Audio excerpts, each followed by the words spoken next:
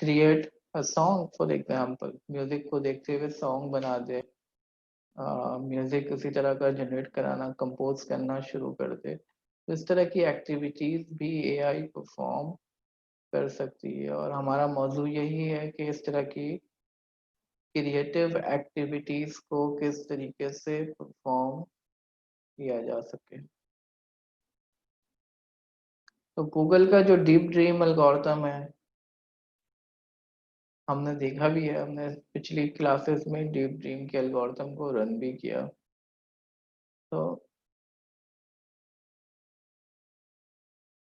you could turn an image into psychedelic mess of dog eyes and periodic artifacts।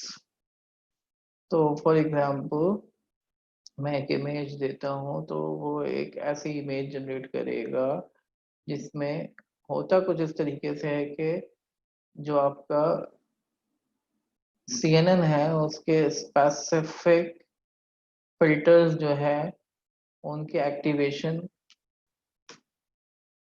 को maximise किया जा सकता है। हमने ये देखना है कि वो कौन से इनपुट्स हैं जिस पे एक्टिवेशन मैक्सिमम वैल्यू रिटर्न कर रहा होता है, तो हमें वो इनपुट्स फाइंड करने होते हैं। And for that purpose we use gradient accent.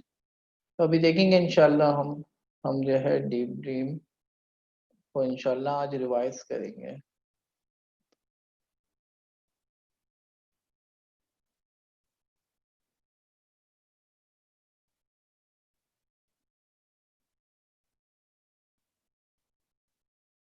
सन 2016 में इसी तरीके से एक एप्लीकेशन आई थी प्रिज्मा के नाम से, जिसकी मदद से फोटोज को जो है आर्टिस्टिक स्टाइल में कन्वर्ट किया जा सकता है। तो इस तरीके से प्रिज्मा है, इनोवेटिव किस्म की एप्लीकेशन है। अस्सलाम वालेकुम सर, ये आपने दूसरी लिंक किस चीज़ की दी है? सॉरी, जूम की जो दूसरा आपने। अच्छा बेटा, मैंने दूसरा लिंक इसलिए दिया है ताकि आप लोग जो है 1:30 बजे ज्वाइन कर सकें। 1:30 बजे की क्लास का लिंक मैंने आप लोगों को दिया है, ठीक है? चलें ठीक है, ओके। Thank you.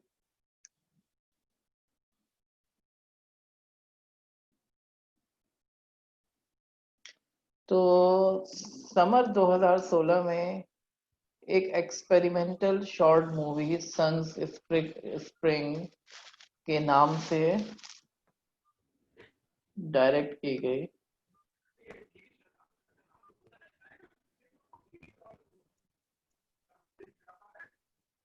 जिसमें जो है पूरा स्क्रिप्ट जो है LSTM के थ्रू लिखा गया। LSTM long short term memory model. तो पूरा स्क्रिप्ट ही LSTM के ऊपर लिखा गया, और डायलॉग्स उसके जो है वो LSTM आर्टिफिशियल न्यूरल नेटवर्क की एक टाइप है। LSTM हम पढ़ चुके हैं, उसके थ्रू जो है पूरा स्क्रिप्ट लिखा गया। इसी तरीके से आपने जो है देखा हुआ AI सॉन्ग भी जो है बड़ा पॉपुलर है। गूगल पे जाके आप AI सॉन्ग सर्च करें तो आपको AI ने जो सॉन्ग लिखा है वो मिल जाएगा आपको। AI के थ्रू सॉन्ग जनरेट कराया गया है, ठीक है? सो ये तमाम इस तरह की एप्लीकेशंस मौजूद हैं AI की। तो AI is not anywhere close to rivaling human screenwriters, painters and composers। तो ये बात याद रखें, despite of these developments, AI जो है उसका बुनियादी मकसद, या AI इस काबिल नहीं है अभी कि वो ह्यूमन को रिप्लेस कर सके। जो क्रिएटिविटी ह्यूमन के पास है, स्क्रीन राइटर्स, पेंटर्स के पास है, इंसान की जो तख्लीक है, या इंसान जिस तरीके से म्यूजिक कंपोज कर सकता है या ड्रामे का स्क्रिप्ट लिख सकता है, वो सलाहियत अभी कंप्यूटर के पास मौजूद नहीं है। तो इंसान को रिप्लेस नहीं किया जा सकता अभी।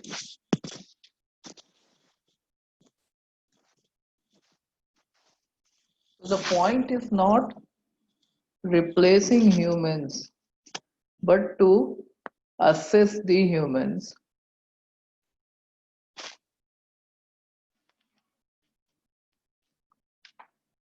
तो हमने अपनी जिंदगी में एआई को इस्तेमाल करके अपनी लाइफ को इजी बनाना है। एआई हमें फैसिलिटेट करेगी।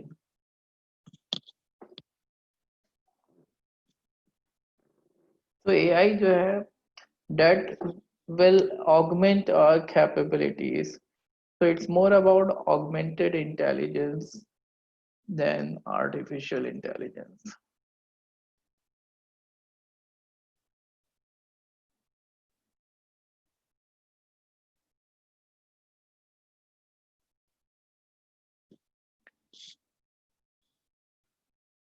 अब यहाँ पर यह बात भी समझना जरूरी है, एआई जिस तरीके से काम करता है वो इंतहाई मुख्तलिफ है जिस तरीके से ह्यूमन काम करता है। हमारी परसेप्चुअल एबिलिटीज, हमारी लैंग्वेज, हमारा जो आर्ट वर्क है उसके अंदर थोड़ा सा स्टैटिस्टिकल स्ट्रक्चर पाया जाता है। एआई जो है इसी को एक्सप्लॉइट करता है। इंसान तो तख्लीक करता है चीज़ों को, लेकिन एआई जो है वो इस तरीके से काम करता है, वो पैटर्न्स को ढूंढ रहा होता है। आपकी म्यूजिक लिखा हुआ है फॉर एग्जांपल, ये इमेज रिकग्निशन है, उसमें पैटर्न को देख रहा होता है,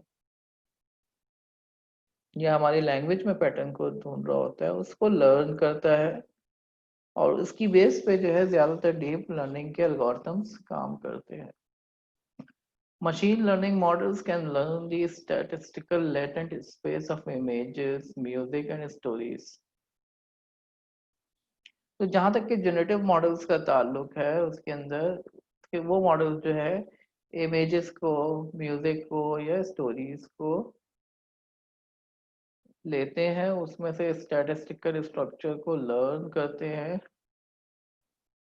and they can then sample from this space, और फिर उससे जो है वो सैंपल करके उसी तरह का टेक्स्ट, उसी तरह का म्यूजिक या उसी तरह का ऑडियो जनरेट करते हैं, जिसको हम कहते हैं कि न्यू आर्ट वर्क जनरेट करा उसने, जिसकी खुसूसियात, जिसकी करेक्टरिस्टिक जो है वैसे ही है जैसे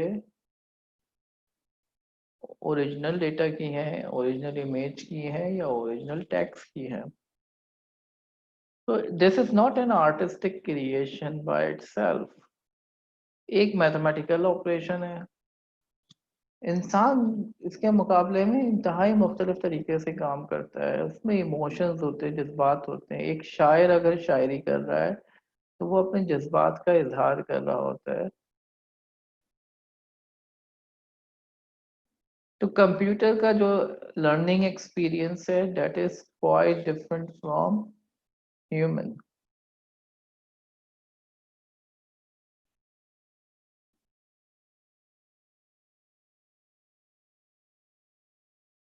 यहाँ पर मैं आपको 5 मिनट देता हूँ, आपने कोई से 3 एग्जाम्पल्स सोचनी है जहाँ पे जनरेटिव मॉडल्स को इस्तेमाल किया जा सकता है। ठीक है जी, और फिर मुझे बताना है, आप लोगों ने हैंड रेज करके कोई से 3 एग्जाम्पल्स सोचने हैं आपने जनरेटिव मॉडल्स के। 5 मिनट दे रहा हूँ मैं।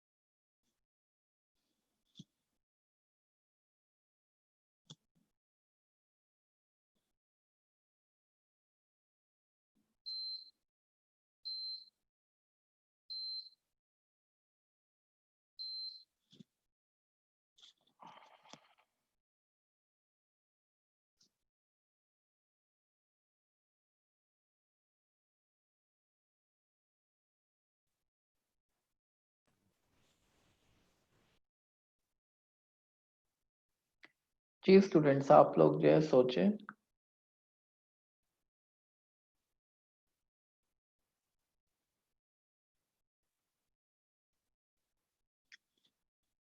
आप लोग चैट में भी लिख सकते हैं अपने आंसर्स।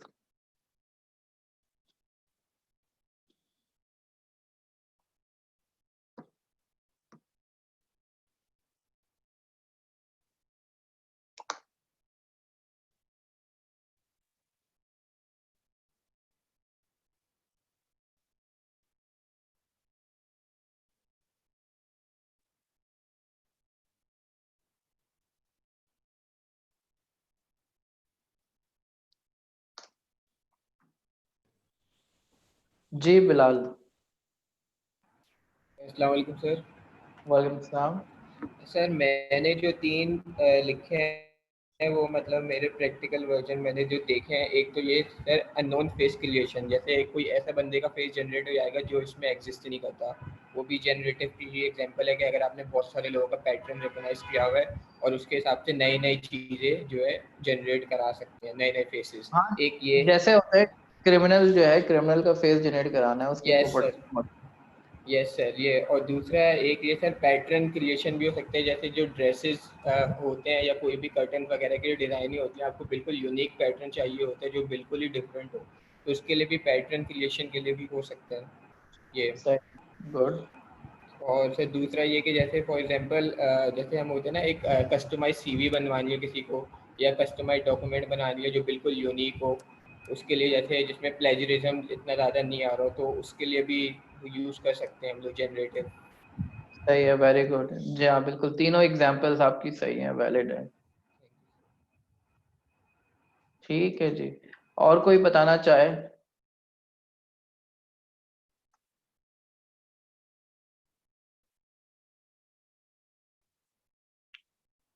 डीप फेक है, बिल्कुल सही है असद।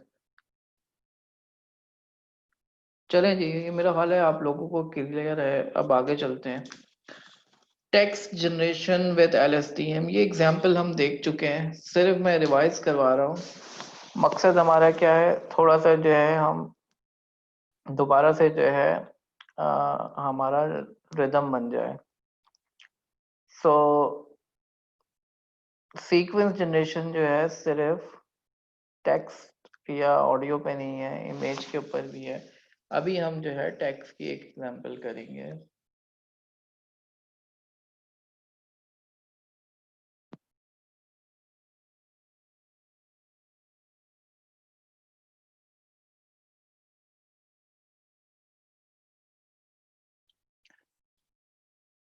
तो हमने क्या करना है,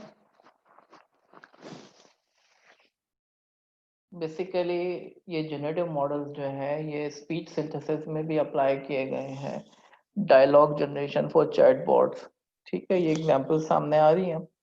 चैटबॉट है, चैटबॉट के आंसर्स जनरेट कराने हैं। लैंग्वेज ट्रांसलेशन हो गई, वहां पे इस्तेमाल हो रहा है। गूगल का जो स्मार्ट रिप्लाई का फीचर है, तो 2016 में जो है गालिबन लॉन्च किया था गूगल ने। जीमेल के अंदर आप जो है ईमेल कर रहे होते हैं तो आपको जो है वो स्मार्ट रिप्लाई के थ्रू सजेशंस दे रहा होता है कि आप जो है इस ईमेल का ये रिप्लाई लिखें।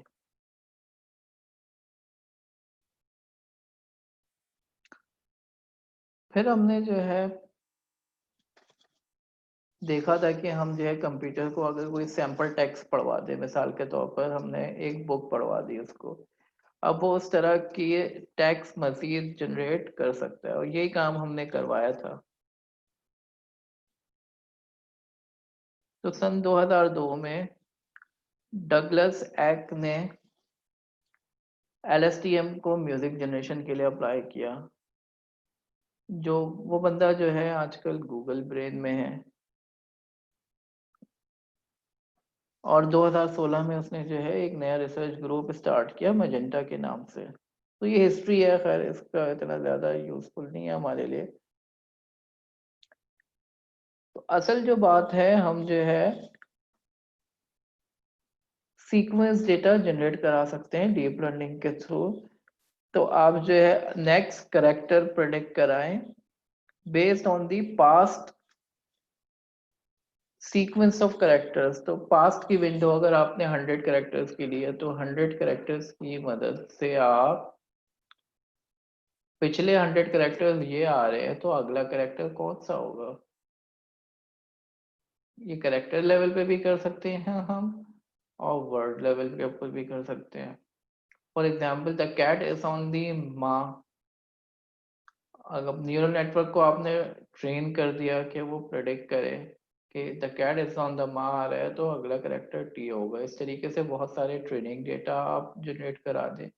The cat is on the mat, the brown fox jumps quickly over the less.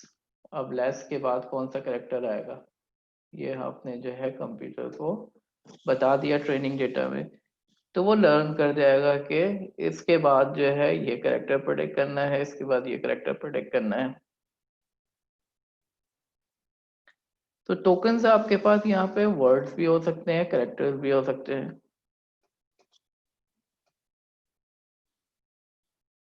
और प्रोबेबिलिटी की मदद से आप जो है नेक्स्ट टोकन जो है प्रेडिक्ट कर सकते हैं। ये आपके पास एक लैंग्वेज मॉडल बन गया जो कि लैटेंट स्पेस को कैप्चर कर रहा है लैंग्वेज की। लैटेंट स्पेस से मुराद यहाँ पे उसका स्टैटिस्टिकल स्ट्रक्चर है। Once you have such a trained language model, you can sample from it. तो once आपके पास जो है ये मॉडल मौजूद है, आप इससे सैंपल कर सकते हैं। लैंग्वेज मॉडल आपके पास मौजूद है, अब आप जो है हमेशा हाई प्रोबेबिलिटी करेक्टर नहीं उठाएंगे। ये ग्रीडी अप्रोच है। आप क्या करोगे,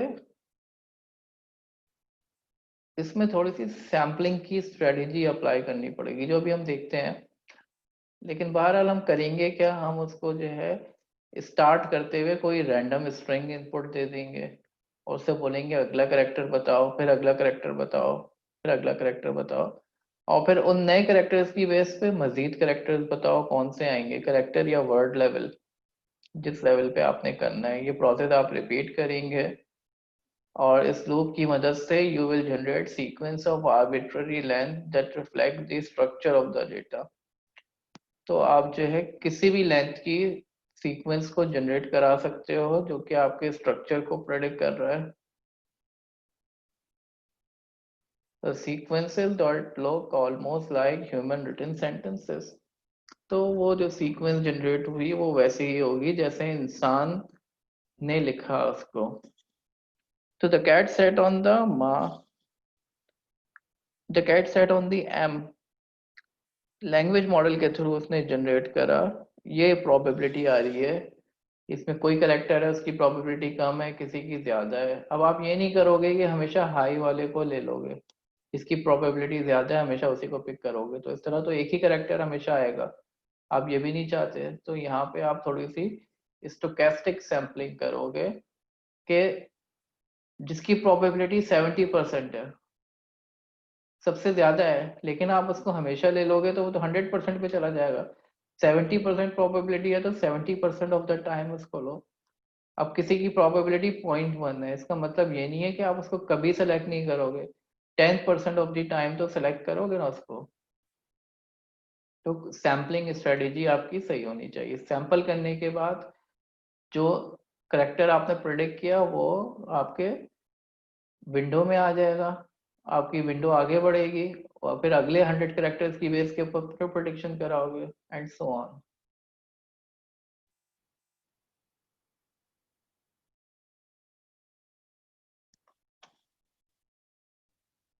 ठीक है जी।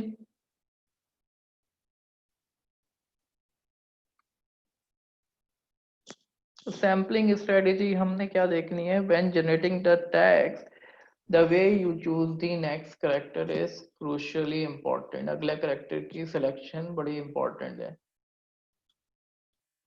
एक नाइव अप्रोच, बहुत सिंपल सी अप्रोच तो ये होगी, ग्रीडी सैम्पलिंग कर रहे हो तो consisting of always choosing the most likely next character. Most likely next character को हमेशा ही चूज कर लें, लेकिन ये तो रिपीटेटिव स्ट्रिंग आना शुरू हो जाएगा। जैसे मैंने बताया आपकी लैंग्वेज में कोहेरेंस नहीं रहेगी।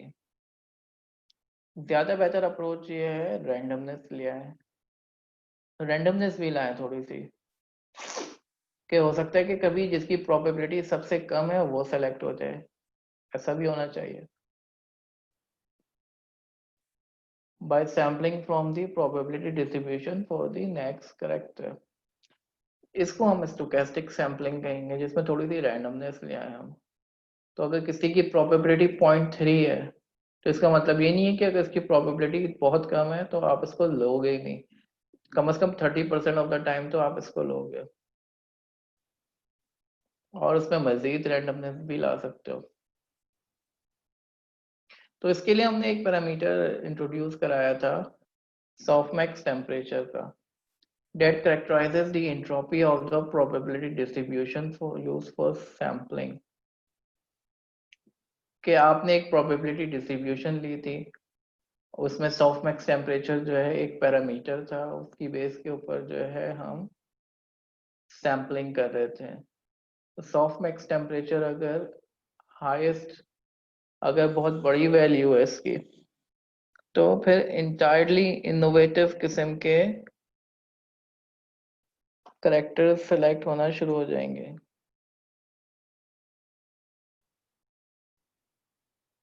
ठीक है, तो ये सॉफ्टमैक्स टेम्परेचर की मदद से हमने एक प्रोबेबिलिटी डिस्ट्रीब्यूशन लिया था और ये सैंपल कर रहा था। हाई टेम्परेचर में इंतहाई इनोवेटिव किस्म के, जबकि लो टेम्परेचर में रैंडमनेस कम होगी, रिपीटेटिव वर्ड्स आ रहे होंगे। तो हमने जो है ये फाइल डाउनलोड की थी अमेजोन स्टोरेज के ऊपर, जो है S3 स्टोरेज के ऊपर फाइल पड़ी हुई है, वहां से फाइल डाउनलोड की हमने। ठीक है, फाइल को फिर हमने जो है वेक्टराइज किया था टेक्स्ट फाइल को, उसके अंदर से स्ट्रिंग रीड करके फिर हमने मॉडल बनाया था। मॉडल हमने बहुत सिंपल रखा है LSTM का, जो कि सिंपल एक LSTM की लेयर लगाई जिसमें 128 यूनिट्स हैं, जिसकी बेस के ऊपर जो है वो नेक्स्ट करेक्टर प्रेडिक्ट कर रहा है। मॉडल को कंपाइल किया हमने, ये सैम्पलिंग है, और फिर इसके बाद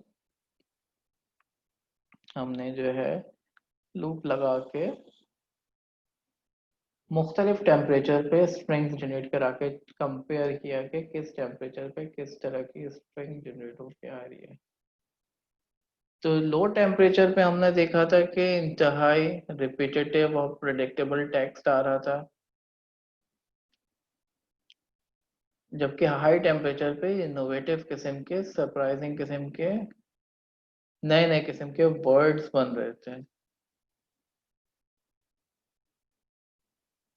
0.5 पे बिल्कुल बैलेंस होके दोनों फीचर्स आ गए, थोड़ा सा इनोवेटिव है, थोड़ा सा रिपीटेटिव है। तो ये हमने काम कर लिया था। अब हम आते हैं जरा डीप ड्रीम के ऊपर, ये भी हम पढ़ चुके हैं वैसे तो, लेकिन इसको हम थोड़ा सा डिटेल में देखते हैं। ये हमारा लास्ट टॉपिक था। तो deep dream is an artistic image modification technique, किसी भी एक सैंपल इमेज को लेके उसको मॉडिफाई करा, जो कि किसी कॉन्वोल्यूशनल न्यूरल नेटवर्क से उसको गुजारेंगे, और कॉन्वोल्यूशनल न्यूरल नेटवर्क में हमने उसके फिल्टर्स को देखा है कि उसके फिल्टर्स की मैक्सिमम एक्टिवेशन कब होती है, वो इमेज मालूम की हमने। तो ये गूगल ने सन 2015 में ये मॉडल पेश किया था, और ये कैफे डीप लर्निंग लाइब्रेरी में सबसे पहले लिखा गया था। कैफे एक लाइब्रेरी है, इसके अलावा और बहुत सारी लाइब्रेरी है, पाईटॉर्च है, और थियानो है, माइक्रोसॉफ्ट का CHDK है, scikit-learn है, टेंसरफ्लो है, ये डिफरेंट लाइब्रेरीज मौजूद है। तो it quickly become an internet sensation, ये इंटरनेट सेंसेशन बन गया, यानी बड़ा पॉपुलर हुआ। क्योंकि ये बड़ी ही इनोवेटिव किस्म की पिक्चर्स जनरेट करता था। तो आप ये देख सकते हैं कि जब आपके किसी फिल्टर की एक्टिवेशन मैक्सिमम होगी, आपने ये देखना है कि मेरा फिल्टर जो है मैक्सिमम एक्टिवेशन कौन सी इमेज पे दे रहा है, वो इमेज फाइंड किया आपने, तो मैक्सिमम एक्टिवेशन वाली इमेज जो है वो ऐसी ही बनेगी। तो ये इट्स लाइक अ ड्रीम, तो इस वजह से इसको कहते हैं डीप ड्रीम। डीप ड्रीम की ये एक सैंपल आउटपुट इमेज। तो डीप ड्रीम एल्गोरिथम काम कैसे करता है, हमने चैप्टर 5 में देखा था कि हम जो है किसी कॉन्वोल्यूशनल न्यूरल नेटवर्क को विजुअलाइज कैसे कर सकते हैं। 3 तरीके पढ़े थे हमने, जिसमें पहला तरीका जो है किसी चैनल के आउटपुट को डायरेक्ट विजुअलाइज कर लें। दूसरा तरीका हमने जो पढ़ा था कि हम ये देखें कि किसी भी फिल्टर का एक्टिवेशन मैक्सिमम कब होता है, किस इनपुट पे होता है, उसको विजुअलाइज करके देखा हमने। और तीसरा तरीका हमने देखा था हीट मैप्स को विजुअलाइज करें कि ये जो है इमेज का कौन सा हिस्सा है जो कि बता रहे हैं कि इट्स मोर लाइक कैट और इट्स मोर लाइक डॉग।